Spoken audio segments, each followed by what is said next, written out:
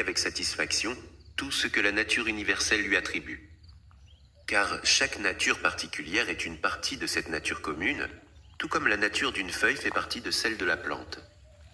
Cependant, dans le cas de la plante, la nature de la feuille appartient à une nature dépourvue de perception et de raison, susceptible d'entrave.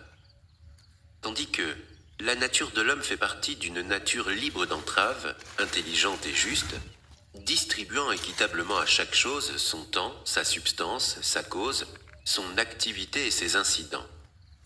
Mais prends garde, il ne s'agit pas de déterminer si une chose, comparée à une autre, est égale en tout point, mais plutôt de prendre l'ensemble des éléments d'une chose et de les comparer à l'ensemble des éléments d'une autre.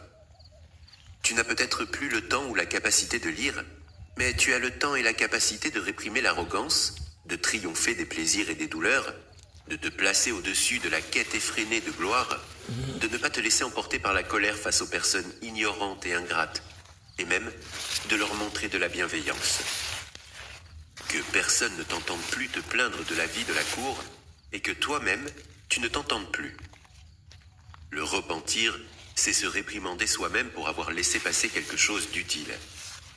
Mais ce qui est réellement bon doit être utile, et l'homme vertueux doit y veiller attentivement. Or, aucun homme... Mais si tu ne peux même pas faire cela, à quoi bon te plaindre? Car il ne faut jamais agir sans raison. Ce qui a péri ne quitte pas l'univers. Si cela demeure ici, cela se métamorphose et se décompose en ses composants essentiels, qui sont aussi bien des éléments de l'univers que les tiens propres. Ces composants se transforment également sans la moindre plainte. Chaque chose existe dans un but précis, que ce soit un cheval ou une vigne. Alors, pourquoi cela te surprendrait-il?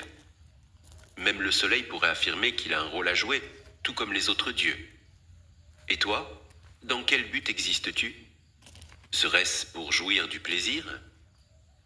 Examine si cela est conforme au bon sens. La nature a pris en considération la fin de chaque chose tout autant que son début et toute la durée de son existence, à l'instar d'un homme qui lance une balle en l'air, lorsqu'elle est retombée.